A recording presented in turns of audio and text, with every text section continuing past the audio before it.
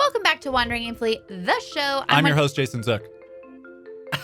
I'm your other host, Caroline Zook. That was rude. I really did a great job. Did you see my face? I was actually really offended. Here's the thing. You wasted a bunch of time. Oh, wow. Bad segue, bad segue. This episode is about time management. It's about managing your time efficiently. And it's about Jakuta babies? What are those? You're going to find out at the end of the episode when we Google something for you. Yep. We talk about a lot of things related to time management, being efficient with your time, some processes that have worked for us, how bad I was at this many years ago, how I got better at it, creating rituals to give yourself the ability to stick to your time management better, ways to estimate your time better. All right, you're kinds of wasting things. time. Let's get into it. The episode on time management.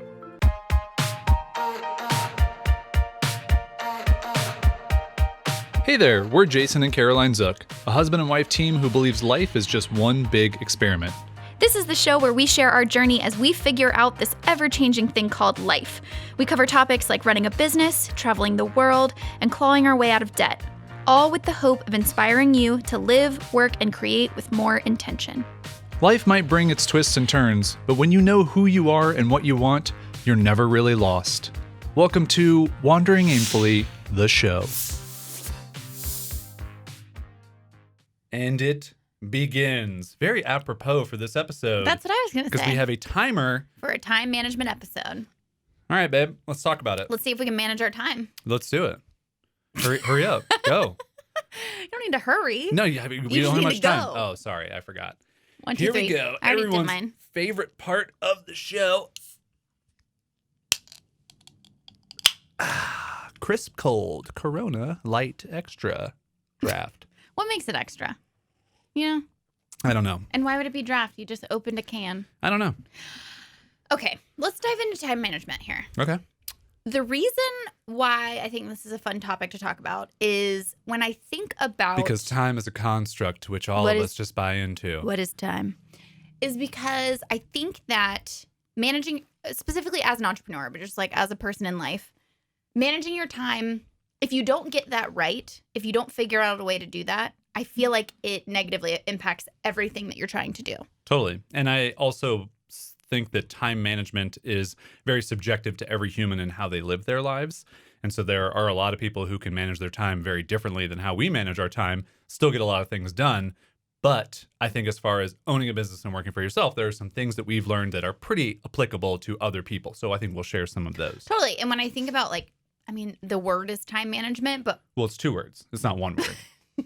Just the term, for everyone not watching on is what I YouTube, meant. Caroline did some airplane quotes around the word time management. And if you haven't caught one of our early episodes, we call them airplane quotes here. Yeah. I'm thinking the term time management just refers to spending your time on the things that you intend to spend your time on and not letting it get away from you. Does that seem fair? Totally. Okay. I think one of the things that we have... What'd you find? I found a little dusty on our little... Cacti? Our little succulent cactus here. I think one of the things about time management that's interesting for us to go over is that one of us is naturally very time management oriented. But I wasn't always like that. Really? And the other one of us isn't or wasn't very time management oriented, but now I was always like that. But I think you found value tremendous in value doing that. So I think how that change has occurred for both of us is kind of interesting. Well, that's why I said that, because I know from experience that not being able to manage my time well was holding me back, especially right in the beginning of when I started my business, Made Vibrant. It was honestly crippling my business. And once I got that one thing figured out, everything else started to happen for me. But going back to that, so you said you weren't always like that? I remember as a kid, it didn't even occur to me. I didn't think about it. Well, but nobody thinks of time management as a kid. So sorry, as a kid, but also like in college, even when I first started my first job, I didn't care about managing my time or any of those things. And I think that really stems from when you're giving your time to a bunch of things that you don't really care about or that you don't really think are going to influence your life. Like for me, going to college was a complete waste of time. So why try and be as efficient as possible doing it? I just was like, whatever, I'm going to do this for 4 years or 5 years and then whatever. And then when I took a job that I didn't really love, why try and maximize my time working? Because I don't really love what I'm doing. Transition into running my own business. I want to spend every hour the best I possibly can because True. I want to try and get the most back from the time that I invest into what I'm doing. And I think that shift That's is interesting. something that I didn't even like see happening for myself, but I realized very quickly when I was working for myself in 2007 with a design company, with a friend of mine, a design boutique, if you will, that the more hours I worked and worked efficiently, the more money we made. Right. And so You saw because I could see the return on that investment, I started to see it in other areas of life too. If I cleaned the house efficiently for 30 minutes, I wouldn't have to spend 3 hours cleaning the house if I just like really focused in and did. So I started to really see the value in being efficient with time, not letting other things distract me, and just like blocking time and being insanely focused on one task only. And this is all common sense now, Yeah. but in 2007, there's not a lot of this being discussed on the internet because there's not a lot of conversation on the internet that's open and people are like, oh, well, this is, everyone gets this now. Sure. And I would say that your personality type and your brain, though, is predisposed for efficiency. Totally. Would you agree? 100%. So even this conversation is inefficient in my mind.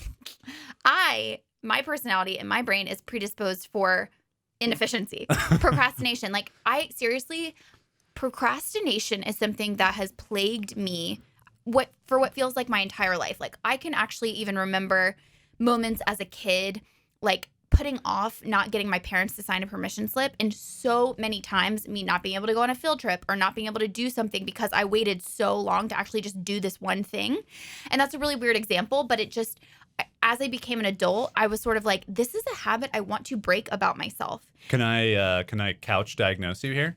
Sure. Chair diagnose you? Podcast chair diagnose you? Sure. Do you think that stemmed from the fact that you had all of these brothers who had already gotten all this attention from your parents, and because you were essentially the youngest, like your parents had run out of the effort, if you will, or just the and so it was harder for you to get to fight for getting a permission slip signed or getting this. So you kind of saw that get worn down. It would be easy for me to say yes, but I don't think that's the truth because that puts the responsibility on my parents. I think my parents have no idea of knowing if a teacher tells me bring this permission slip home and take it out of your backpack and I don't do that, it's not my parents' fault. It's my fault. Totally. And so I honestly, and I'm also not trying to just blame my genetics or blame, things that are What about your epigenetics? Definitely my epigenetics. Okay, Those are always to blame. Yeah. Excuse me. But I will say that I do think it's just the way my brain is wired. I think that I get lost in my own head sometimes. I think I daydream and I think of things and I'm creative and I have these ideas. And so accomplishing tasks is not But the don't you way. think I'm that way too? I don't think that you get lost in your head. You have a very active imagination. You're tremendously creative, but you're efficient with your creativity. I also think this is something we've talked about before. My switching cost Oh my gosh. is extremely low. Yeah. So I can go from daydream to work in a snap of the fingers. Cannot. You cannot do that. Which I'm sure we'll get into when we talk about actual processes. Well, and I don't things, know. We're almost out of time. And things that work. Things that work for us. But anyway, that was something. So the whole point of me bringing that up is to say you learned the value of being time efficient by seeing the benefit that it had. I learned the value of being time efficient by seeing the detriment that it had on me by not doing it. So I remember when I started Made Vibrant and these projects would design projects would go on forever because I wouldn't be very economical with my time. And I was tired of things dragging out. And I was tired of, and maybe some of you guys watching or listening out there can relate to this feeling. I was tired of, at the end of the day, looking at all these intentions that I had at the beginning of the day and going, where did the time go? Mm-hmm. I didn't, where did it go? I didn't accomplish anything. Things kept being, I remember To Do, the app on the computer. To Do. This was one of the first, online to-do lists where you could drag unfinished tasks to the next day. Feature that shouldn't exist. Yeah, exactly. And so this is before Asana or before a lot of those management things. And I just remember always dragging the same tasks from day to day to day. And it was this actual visualization of me being like, why can you not just sit down and do the thing? Yeah. And enough years or months years, let's be honest, of that went by to where I was like, I'm going to change this about myself. And it was you actually sitting me down. Again, it's like when you have the business and you're responsible for your own income, no longer is the effect of not being good at managing your time just a feeling that you have where you're ashamed of yourself. Yeah. To be honest, it's an actual financial Problem. repercussion. Yeah. And I saw that and I was like, my business is not making money. And so I have to fix this. And you sat me down and we did the math equation, which we can share with people. Yeah. Do you want to share that? Yeah. Well, I think the catalyst for me was, you worked for me in 2010 for my I Wear Your Shirt project. That's not true. 2011? 2012 to 2013. Not 2011? 2011. I mean, I started in November. End of 2011. And I never once thought you didn't manage your time well when you worked for me. Yeah. Never even saw it occur. Yeah. But what I think happened that was interesting was when I Wear Your Shirt fizzled in 2013, you started Made Vibrant, started working on your own thing. You didn't have anyone to be accountable to except for yourself. Yes. And so what I saw was you need something, not necessarily someone to be accountable to, because it wasn't me, it was your calendar. Yeah. And so since 2007, basically, I am accountable to my calendar. Yeah. My calendar runs my life, not from a perspective of if I don't have it, I'm going to go crazy, but from the perspective of I get a lot of things done because I make my calendar do the organizational work for me. And I go, okay, I only have 30-minute blocks or 60-minute blocks or 2-hour blocks. I have to follow this path. And so when we were talking, I think one of the things that came up early in that conversation was you had some like feelings I think a lot of people have when they used to work at a 9-to-5 job of, I hate the calendar because so many other people are putting time on my calendar and I don't get to dictate my day with these crappy meetings and these stupid calls and all these different things.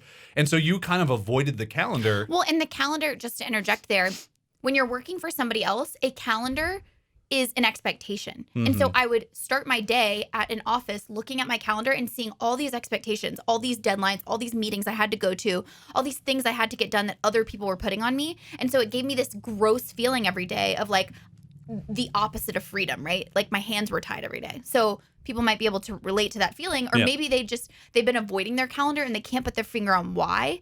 And this is the deeper why behind it. It's because all it represents for you is the opposite of freedom. Right. And so what I posited to you when we sat down, when Made Vibrant, you had a couple clients, it wasn't going efficiently. The projects just seemed to be dragging on for so much longer than you estimated. And so we sat down and we looked at your calendar and we basically just did a simple exercise. And we said, how many hours a day do you want to realistically be working? Do you want to be doing deep work, sitting in Illustrator, sitting in Photoshop, sitting in whatever and working, not just fumbling through email or whatever? Do you remember my answer? 5 hours. 5 hours. And I said, okay, do you want to work 5 days a week? Do you want to work 4 days a week? And I think you agreed to work 5 days a week. So it was going to be Monday through Friday, 5 hours a day, realistic. And I go, okay, so that's 4 weeks a month on average. So that's 100 hours a month. And 25 hours a week, 5 times 5. 5 times 4. No. 5 times 5, 5 hours a day for 5 days is 25. And then 25 times 4 weeks in a month. This is what people tune in for, is the simple math. Right, is 100 hours a month. And so what you told me was visualize each hour of the day that you can work as a block. And imagine you have 5 blocks, Monday through Friday. And so you have 25 blocks a week that you can fill with client time. 100 blocks a month. And like for some reason that like But I don't even think that was the thing that sparked it for you. I think what sparked it for you is I said, now put an hourly rate to 100 hours. And so, I said $75 an hour. So that was $7,500. And then I asked the question, are you making $7,500 a month? And you go, no. No. But you felt like you were working 25 hours a week. No, I was. But that's the point is when you add the money to the time and you see, okay, if you make $75 an hour, and let's say every block, that's the reason I wanted to bring up the block too, is because you can then see, imagine you have all these empty blocks for the month. If you are estimating out your projects correctly and you are booking your clients on a calendar and you're filling up those blocks and you're not double booking and you're not making promises you can't keep, if every block was filled, which is not completely unreasonable. Especially for a 5-hour workday. Right. If every block is filled, and you charge what you're worth for every hour, you make $7,500 a month. And my mind was like, what? I was making like $1,000 a month at the time. Yeah. And that lit a fire under my butt to be more efficient with my time because I saw my time now as money. Yep. And I thought, okay, the more efficient I am, the more my bank account will reflect that efficiency. I think the other thing that it also gave you permission, and we were talking about this at that time, was it's very easy to get sucked into the Hulus, Netflixes, YouTubes of the world, or even just like reading blogs or whatever. And so that stuff, you'll have that open while you're working. I used to, yeah. And what you don't realize is now all of a sudden I've like 30 minutes got lost watching this show, and it just ate into that block. Well, guess what that did? That took money out of your pocket. Yeah. And so giving yourself the permission of, okay, I only need to work 5 hours a day. Well, guess what? I can watch a whole bunch of Hulu in the morning, or I can watch a whole bunch after I finish my work, but I need to have this focused time. And maybe even some of that was like Pomodoro technique, where you would work for a certain amount of time and then take a break afterwards. And that's also a really good thing to figure out for yourself if you need to be in a flow state for multiple hours, or if you can do like 50 minutes on, 10 minutes off. But that, I think, as I was just sitting 12 feet from you at the time, was a great realization of, oh, now I can actually watch Hulu and not feel guilty about it. I have so many thoughts about what you just said. I'm going to try to think of them all. Yeah, a couple things. So when I first was starting out, this was another effect of like the hangover of living in the corporate world, where I was like, I can make up whatever I want to do today. I can watch Hulu while I work, like basically taking that freedom to its nth degree. Also, discipline is hard. Focus is hard. I didn't read the full book, but Cal Newport's book, Deep Work, like it is a muscle that you have to train your brain to do that kind of deep work where you can focus on something and not get distracted. And our human brains, what we do is we go, this is hard and it's painful to like put off this distraction. So what I would do is to ease the pain of that, I would have something going in the background so I could trick myself into thinking, oh, look, it's fun. I'm like watching TV and I'm working at the same time.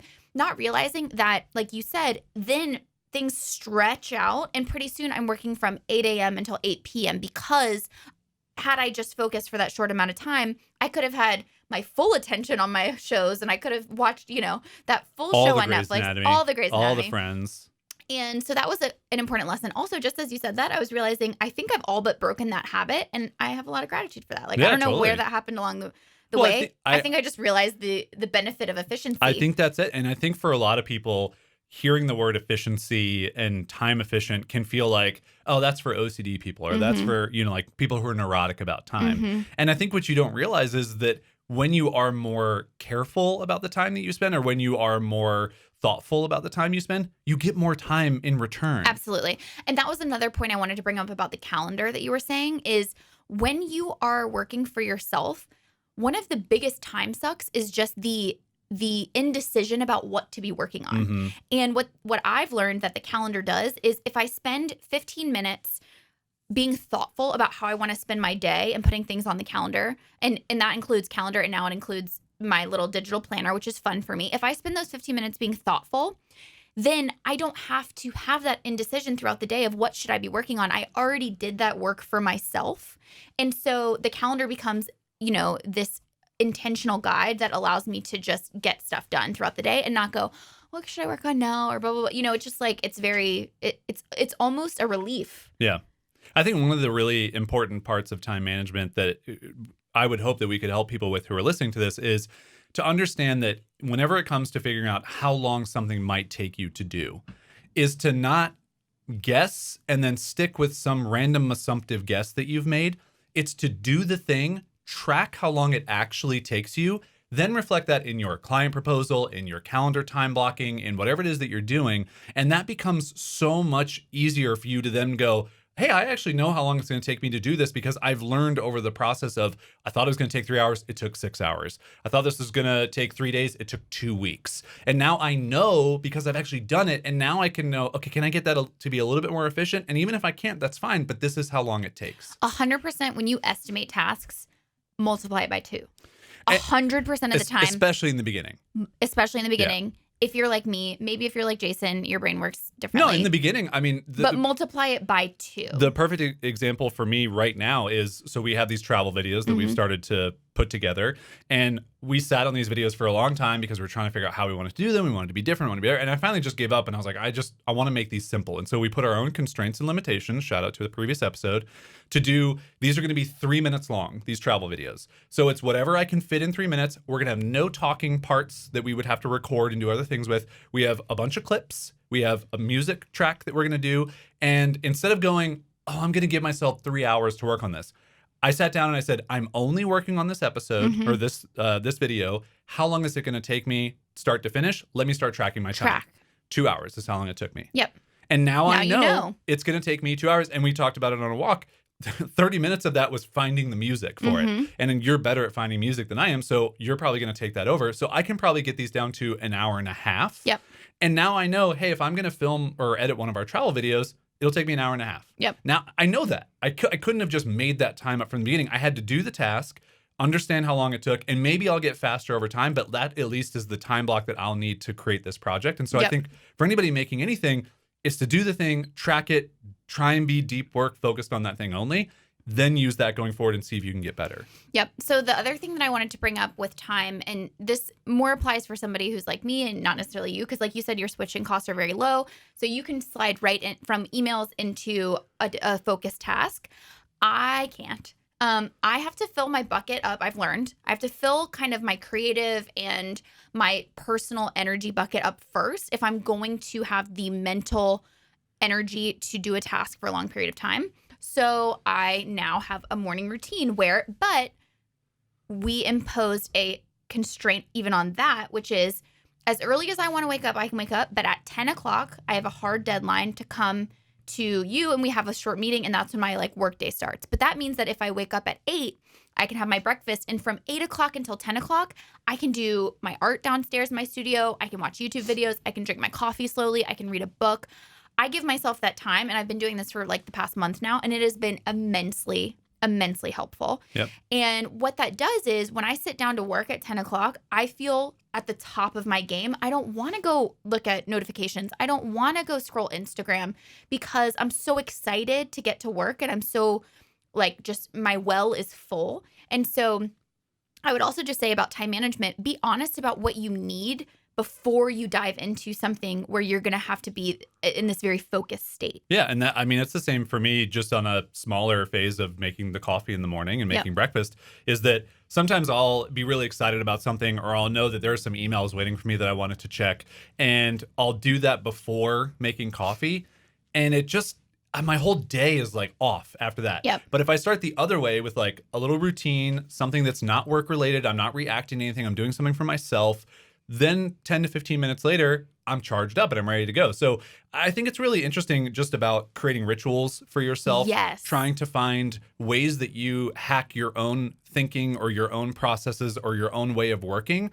And listen, if it takes you 2 hours in a morning, then fine. Be okay with that. Own it. Figure out how to make that work for your life. If you can make it work in 15 minutes like I can, great. That's awesome too. But you have to find the thing that works for you to make you most time efficient. I was going to say that about the rituals. You know, I was watching the masterclass from Shonda Rhimes, who talks about writing for television. And she said one of the greatest tips that she gave, which is what we're talking about, is when she goes to write a script to actually get in the mode of writing, she has these noise canceling headphones. She listens to the same type of music, and wherever in the world she is, on an airplane, in a hotel room, as long as she has those headphones and that music, it gets her brain into the space where she needs to write. That's her writing space. And I was thinking about, I've been using this app for probably the past 2 years called Om Writer. And it's really amazing. You have to pay for it, but it goes full screen. But what is it, like $10? Yeah, it's not a lot. Yeah. It goes full screen and it plays this very calming music, and you can hear the tapping of the keys in your headphones. And I've done that enough times through newsletters that it gets me in the writing mode so completely now. Yeah. So to your point, if you're one of those people who has a hard time switching into a focused task and being time efficient, start creating a ritual for yourself so that you can trick your brain into getting into that mode faster and faster and faster. Yep. And that will help you stick to that time. Let's kind of finish up here because I know we only have a couple minutes left on our timer for the time management episode. Is how do you let go of wasted time? What do you mean? Like, how do you not beat yourself up over it? Well, you remind yourself that you can't go back in time. Well, you can't. Do you have something to tell me? I already told you.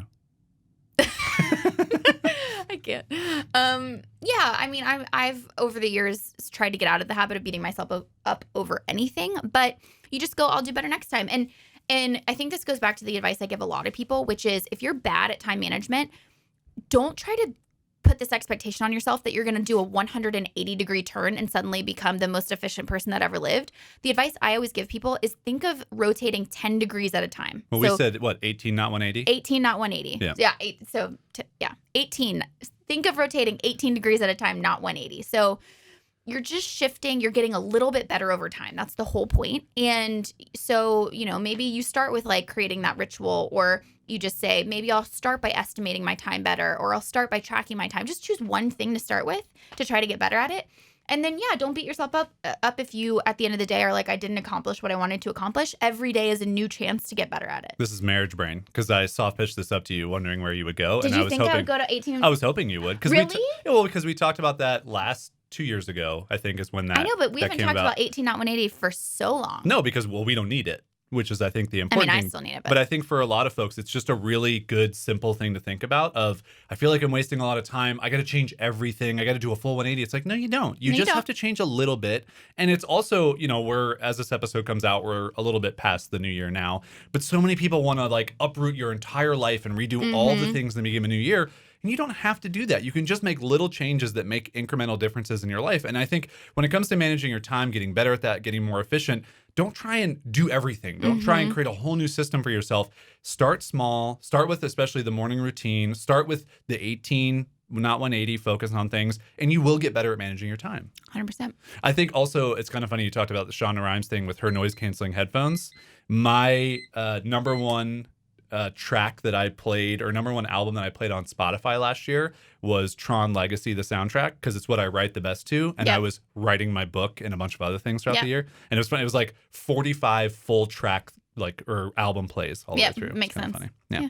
I think mine was just, by the way, Sleeping at Last, the instrumental. Yes. It's the same thing. To get in the zone. So also, you want to manage your time better, find something to write to. Music, very powerful. We're good to fee. We're good to fee. We're good to fee. We Googled that for you. Didn't know it had a theme song.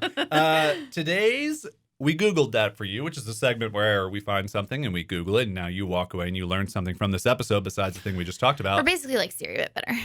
Yeah, maybe. We're not as good as Alexa. This is what I Googled for you. Jabuticaba. Jabuticaba. What is Jabuticaba? It's hard to say is what it is. Jabuticaba. Can you spell it, please?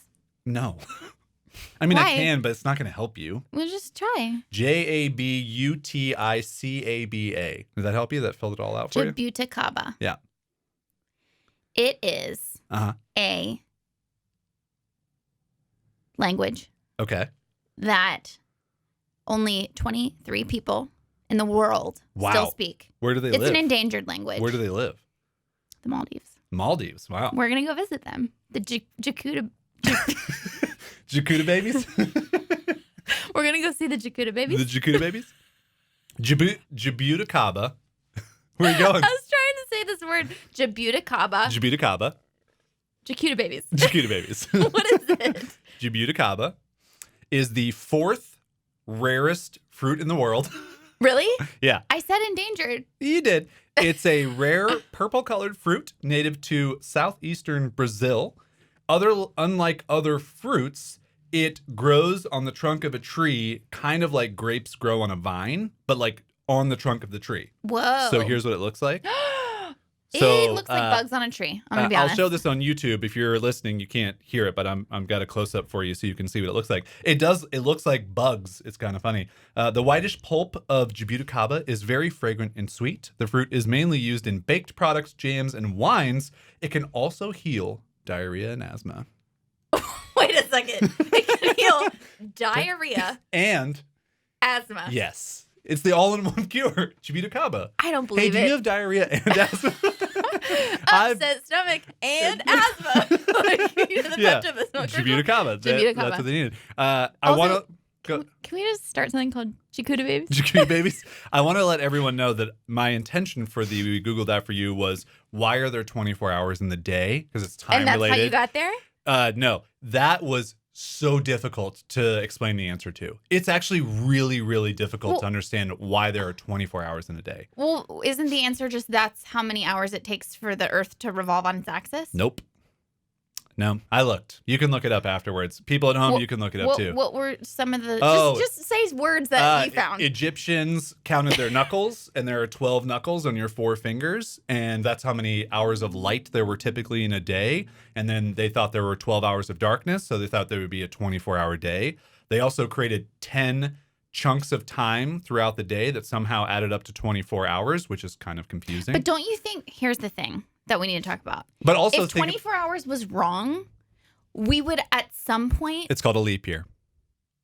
No. But if 24 hours was wrong, then we would at some point. No, the leap year thing is because 365 is wrong. It's actually 365 and a quarter. Yeah. Which is why we have leap year. But I'm talking about if 24 hours was not correct, let's just say it was like 24 hours and 2 minutes was like the actual length of a day. It would only take a handful of days before suddenly 12 o'clock in the middle of the day would be 12 o'clock at night. Daylight savings time. That's also why, like, in Alaska in the summer or in the winter, they have like 3 hours of light throughout the day. Here's what I think. That's why it's I think time is a miracle. Thank you. And it's a good place to end on. Completely made up. Hey, hope you enjoyed this episode, you Jakuta baby out there. We really appreciate you. Everybody, hashtag Jakuta baby. All right, hold on. What was the fruit? Now I want to say it one more time, people. Jabuticaba.